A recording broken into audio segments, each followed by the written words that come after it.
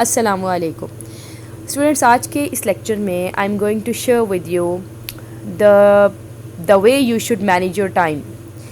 यानी कि आपका जो BA English ADP arts BA English part 2 का जो पेपर है, उसमें आपने अपने पेपर के दौरान हर सवाल को कितना को टाइम देना है। यानी कि एक आइडियल जो आपकी टाइम मैनेजमेंट है वो क्या होनी चाहिए, क्योंकि unfortunately by the end of the paper अक्सर स्टूडेंट्स की तरफ से एक ही चीज़ सुनने में आती है, जो है टाइम मैनेजमेंट।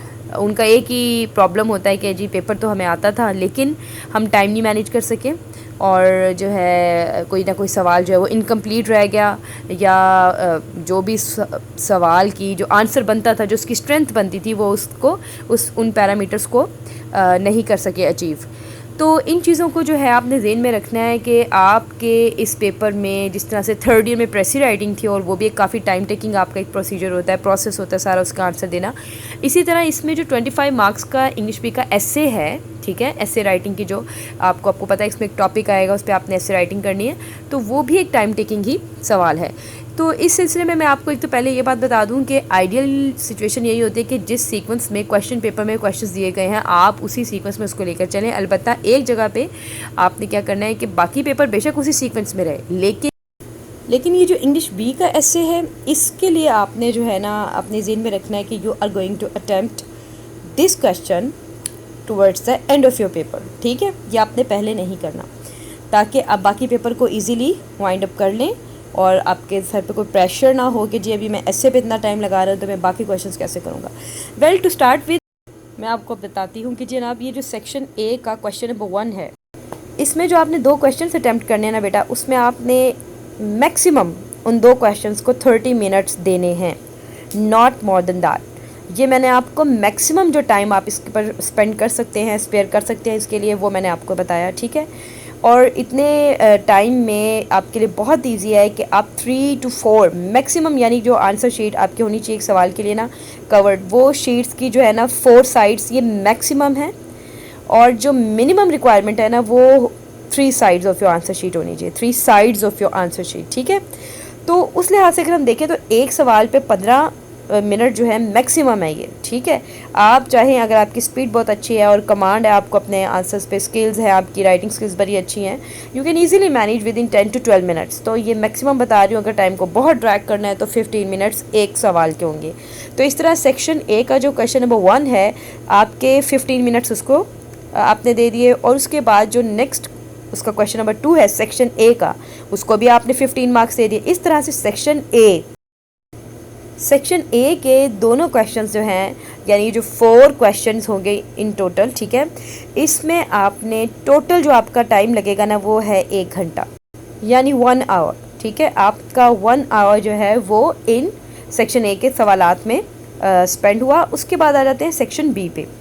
अब जनाब सेक्शन बी में, जैसे कि मैंने पहले ही मेंशन कर दिया कि जो क्वेश्चन नंबर 3 है एस्से राइटिंग का, ये हम टुवर्ड्स द एंड इसको करेंगे अटैम्प्ट। तो अभी मैं इसकी टाइम मैनेजमेंट भी आपको अभी नहीं बता रही, this I shall discuss towards the end of this lecture. जी, तो अब आपके पास है जी correction, idioms and application. It's up to you, आप एप्लीकेशन लिखते हैं, जॉब एप्लीकेशन है या कोई भी और एप्लीकेशन है, या आप लेटर राइटिंग की ऑप्शन की तरफ जाते हैं। बहरहाल ये जो 3 सवाल हैं, करेक्शन, ईडियम्स, लेटर और एप्लीकेशन राइटिंग, इनको कुल मिला के आप मैक्सिमम जो है 45 मिनट्स दे सकते हैं, ये शायद 50 मिनट्स।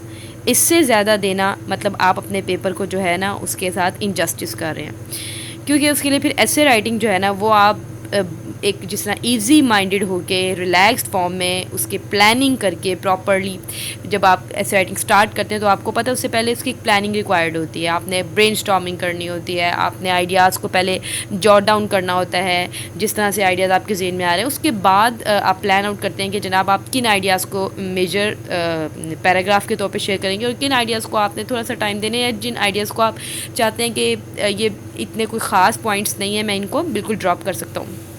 तो ये सारी चीज़ें बड़ी ज़रूरी होती हैं। तो इतनी प्लानिंग चूँकि रिक्वायर्ड है, तो मैं आपको इसलिए यही सजेस्ट करूँगी कि आइडियली जो हम रेकमेंड करते हैं वो यही है कि आपने करेक्शन और ईडियम्स ये आप आराम से जो है जनाब ये 15 मिनट में कर सकते हैं बहुत ईजीली। देखिए जब आपकी तैयारी अच्छी होगी ना तो time management is not an issue. When you know the right answer it's very easy to write it down very quickly. ठीक है, जो बच्चा अपनी सब्जेक्ट की यानी कि प्रिपरेशन जिसकी अच्छी नहीं होगी, वो कंफ्यूज होगा, of course he would take longer time. तो जो मैंने आपको टाइम मैनेजमेंट की जो आइडियल सिचुएशन थी वो मैंने आपसे शेयर किया कि जनाब यहाँ पे आपने 15 मिनट में 5 ईडियम्स और 5 करेक्शन जो हैं वो आपने कर लेनी है। इसमें बच्चों के टाइम ज़्यादा लगने की एक वजह ये भी है कि ये जो इनकरेक्ट स्टेटमेंट्स हैं पहले वो पूरी लिखते हैं, उसके बाद करेक्ट स्टेटमेंट लिखते हैं। तो आपने ऐसा नहीं करना। अगर आपने फॉर एग्जांपल आपने नंबर 1 आपने कहा मैं स्किप कर रहा हूँ, मैं नंबर 2 पहले चूज़ कर रहा हूँ करेक्ट करने के लिए जो आपको स्टेटमेंट दी गई है, तो आप सिर्फ उसकी नंबरिंग देंगे नंबर 2 और आगे मार्कर से करेक्ट लिख के डायरेक्ट करेक्ट स्टेटमेंट लिखें। आपने बिल्कुल भी इनकरेक्ट स्टेटमेंट पहले नहीं लिखनी। इसी तरह जब ईडियम्स की बारी आती है तो हाँ, ईडियम्स क्योंकि ऑलरेडी 2-4 वर्ड्स के होते हैं तो वो आपके लिए कोई प्रॉब्लम नहीं है कि आप पहले ईडियम मेंशन करें और उसके बाद उसका सेंटेंस बनाएं।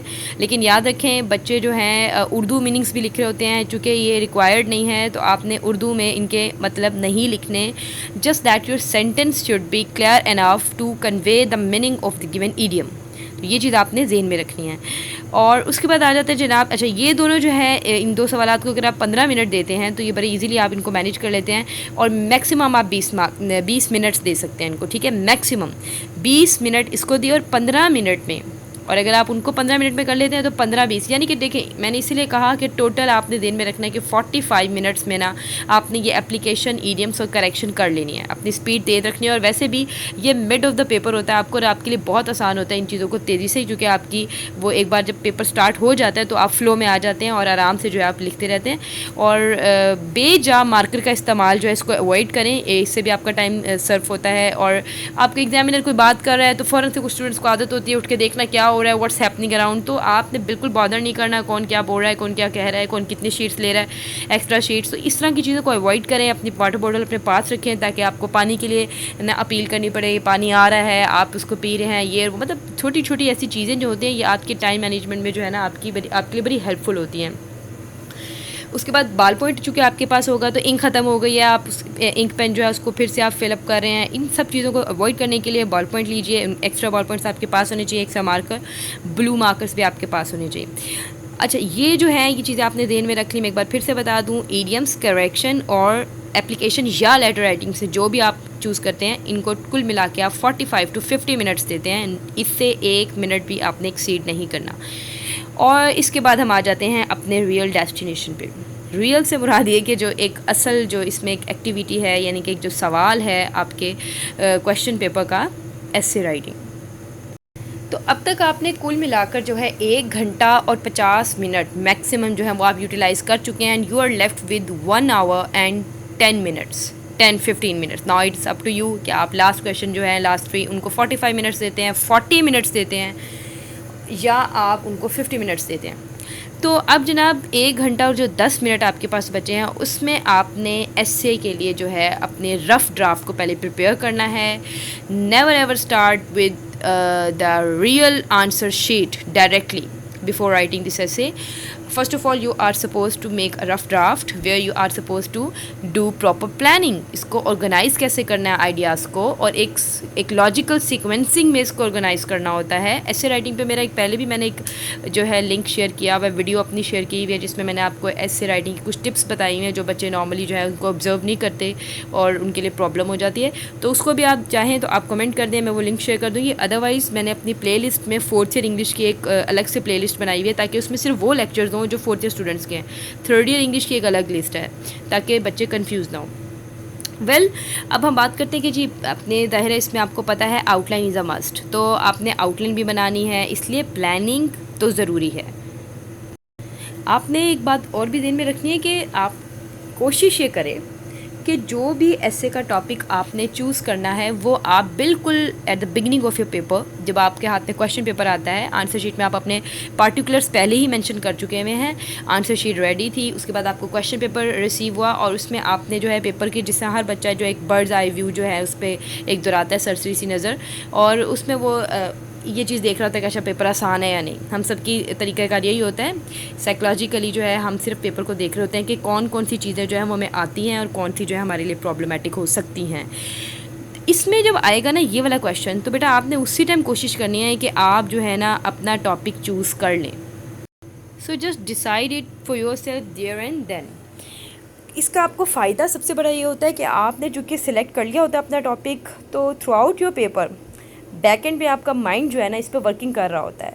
डिफरेंट आइडियाज़ इवन दूसरे जो क्वेश्चन हैं उनको अटैम्प्ट करते हुए भी आपके जहन में आ रहा होता है। ईडियम्स को पढ़ते हुए जहन में आता है, अच्छा मैं इस फ्ला ईडियम का भी इस्तेमाल कर लूँगा अपने ऐसे राइटिंग में, मैं ये वाला आइडियाज़ इसके बिल्कुल इसके रेफरेंस में जाते हैं। यानी कि आपका माइंड खुद ही वर्किंग कर रहा होगा, उसके लिए आपको एफर्ट करने की ज़रूरत नहीं है।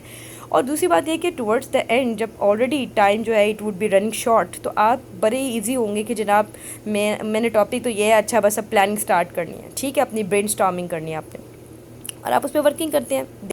तो इस तरह जनाब आप देखें कि आपका जो है पेपर आराम से जो है आप 3 घंटे में इसको कर सकते हैं, यानी 3 आवर्स आपके लिए मोर देन एनफ होते हैं।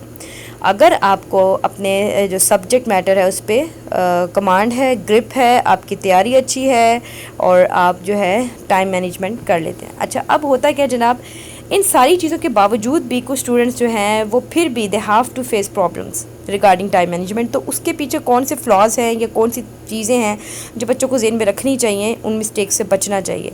एक चीज़ ये कि when you receive your question paper, तो बच्चे जैसे कहते हैं ना अंडर स्टेट ऑफ शॉक, उसको बहुत ज़्यादा टाइम दे देते हैं। इतना टाइम मत दें। हाँ, एक दफ़ा सवाल सारे एक दफ़ा ज़रूर पढ़ने चाहिए, आप थोड़ा मेंटली रिलैक्स होते हैं कि अच्छा यार पेपर मुझे आता है, लेकिन बहुत ज़्यादा टाइम जो है उसको देखने में, और अब दूर दराज अपने बैठे फ्रेंड्स को, अपने क्लास फेलोज़ को आप इशारेबाजी कर रहे हैं, ये आता है या पेपर ईजी है, ऐसा हो गया, ओहो ये कौन सा सवाल आ गया, ये चीज़ें बिल्कुल जो है ना यूज़लेस होती हैं एट दैट टाइम। तो आपने ऐसा नहीं करना। उसके बाद इससे भी बड़ी एक प्रॉब्लम जो है ना वो ये कि हमारे जो स्टूडेंट्स हैं वो पेपर रिसीव होते ही जो है ना मार्जिन लाइन्स लगाना शुरू कर देते हैं। पहले देखिए, आंसर शीट पे पार्टिकुलर्स लिखना तो first and the foremost thing है that you are suppose to do, लेकिन उसके बाद जो है सारा फोकस अगर आप अपनी मार्जिन लाइन्स लगाने पे, यानी कि अपना टाइम आप उस पर जो है वो स्पेंड कर रहे हैं, तो ये आप अपने साथ जुल्म कर रहे हैं। हमें अक्सर ये बड़े मतलब इंटर में, मैट्रिक में ही बता दिया जाता है कि if you are you know having short time, तो you can easily just fold your whole answer sheet like margins. उसकी मार्जिन आप खुद से बना सकते हैं। आपको पता है ना कि पेपर को उसकी एंडिंग से थोड़ा सा फोल्ड करते हैं तमाम शीट्स को एक साथ, तो वो आप देखते हैं कि जनाब वो आराम से जो है ना ऐसा लगता है जैसे स्ट्रेट मार्जिन लाइन्स जो आपने लगा ली हैं। ये इसलिए है कि जनाब फर्स्ट 2-3 पेजेस पे मार्कर से अगर आपने मार्जिन लाइन लगा ली है तो आपने प्रेजेंटेशन का काम कर दिया। उसके बाद अगर टाइम बच गया तो टुवर्ड्स द एंड आप इजीली इन मार्जिन लाइन्स को आप मार्क कर सकते हैं।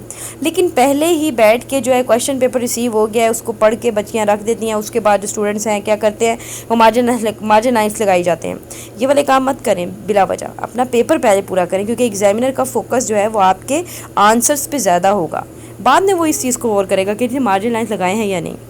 ये चीज़ें आपके पेपर का इंप्रेशन बेहतर तो कर सकती हैं, लेकिन ये आपके लिए इतनी स्कोरिंग तो नहीं है कि इनकी वजह से जो है आप सप्ली से बच सकते हैं या यू में गेट गुड मार्क्स। ऐसा तो कुछ नहीं होने वाला। आपके पेपर में जो आपने आंसर लिखा है, जो आपने आंसर्स अटैम्प्ट किए हैं, जो क्वेश्चंस के आपने जो भी जवाब दिए हैं, तो वो ज़्यादा ज़रूरी हैं। उन पे आपने जो है ना फोकस करना है, ठीक है। और इसके अलावा एक और चीज़ जो स्टूडेंट्स में हमने ऑब्ज़र्व की है, जो पेपर चेकिंग होती है, कि अगर कोई पेपर में आंसर उनको लगा कि उनसे गलत हो गया है, तो वो जो है इतनी उनको कटिंग की होती है, उसके ऊपर ओवर कटिंग इतनी ज़्यादा होती है कि वो भी आप इनफैक्ट आप अपने सिर्फ टाइम वेस्ट कर रहे होते हैं। एक तो टाइम वेस्ट करते हैं और अपना पेपर का जो इंप्रेशन है वो भी ख़राब कर रहे होते हैं। कुछ स्टूडेंट्स ने इतने बड़े नोट्स जो है ऊपर इवन लिखे होते हैं, नोट लिखा होता है कि जनाब ये गलती होगी, माफ़ कीजिएगा। मतलब इस इधर उधर की बातें ये मत करें। सिंपल अगर आपसे कोई मिस्टेक हो गई है, इवन अगर एक पैराग्राफ गलत हो गया खुदा ना खास्ता, या 1-2 लाइन्स, तो आप उनको हल्का सा स्लाइड सा जो है उस पर एक लाइन, सिर्फ एक line throughout the whole sentence, ठीक है, एक सेंटेंस के लिए वो एनाफ होती है। अगर एग्जामिनर इतने गौर से पढ़ता है एक लाइन को तो वो देख लेगा। अगर उसने पढ़ना ही नहीं तो आपने ज़बरदस्ती उसको ज़रूर बताना है, इतनी ज़्यादा ओवर कटिंग करके ज़रूर चीज़ों को हाईलाइट करना है। तो ये चीज़ें जो है आपने अवॉइड करनी है। इन चीज़ों से आप ना सिर्फ खुद स्ट्रेस में चले जाते हैं, बल्कि आप अपना टाइम भी वेस्ट करते हैं और अपने पेपर का जो एक तासुर आपने छोड़ना होता है एग्जामिनर की नज़र में, उसको भी आप स्पॉइल कर रहे होते हैं। तो यहाँ तक हो गई ये बात। इसके अलावा जिस तरह कि हम टीचर्स ही खुद रेकमेंड करती हैं कि जनाब आपने अपने पेपर्स में जो है कोटेशंस ऐड करनी है और कोशिश करें कोटेशंस को मार्कर से लिखें ताकि पता चले आपने एक एफ़र्ट किया है। तो या अगर आप किसी स्टोरी या एसे के आंसर में या किसी भी चीज़ में आप किसी चीज़ का रेफरेंस दे रहे हैं तो उसको मार्कर से ज़रूर मेंशन करें। तो हमारी स्टूडेंट्स इस चक्कर में जो है ना हर दूसरे तीसरे सेंटेंस में मार्कर यूजिंग जो है ना उनकी बहुत ज़्यादा होती है, ओवर यूज़ होता है। तो उस चीज़ में आपका टाइम भी एक्चुअली जो है वो वेस्ट हो रहा होता है। बार बार पेन रख रही हैं आप, बॉल पॉइंट रख रही हैं, then you use marker and then you reopen your pen और your ball point and you pick it up and you start writing and then you reopen your marker and so on. तो आपने इस practice को भी थोड़ा avoid करें, जहाँ वाक़तन इस्तेमाल करना है उसको इस्तेमाल करें और उसके बाद जो अपने पेपर पे तवज्जो दें। सो स्टूडेंट्स, मैंने आपसे जो है एक जो आइडियल टाइम मैनेजमेंट जो आपकी होनी चाहिए वो मैंने आपसे शेयर कर दी है। बहरहाल मैंने हर क्वेश्चन को जो है मैक्सिमम टाइम जो आप दे सकते हैं वो बताया, but it does not mean कि आपने उसको इतना ही टाइम देना। If you are really good at writing and you can handle your answer in the shortest possible time, तो आपने ऐसा ही करना है। मैं यकीन करें कि मेरी नज़र में वो बच्चा जो वाक़तन बड़ा ब्रिलियंट है, उसकी राइटिंग स्किल्स बहुत अच्छी हैं, नॉलेज पे भी उसको पूरा कमांड है, तो वो इस पेपर को ईज़िली 2 घंटे में आराम से कर सकता है। लेकिन चूँकि हमारे पास एवरेज स्टूडेंट्स भी हैं, बिलो एवरेज भी हैं, तो किस तरह से उनको मैक्सिमम टाइम देना हर क्वेश्चन को वो मैंने आपसे शेयर कर दिया है। अगर आपको ये वीडियो जो है हेल्पफुल लगी है तो अपने फैलो से ज़रूर शेयर कीजिए। अल्लाह हाफ़िज़।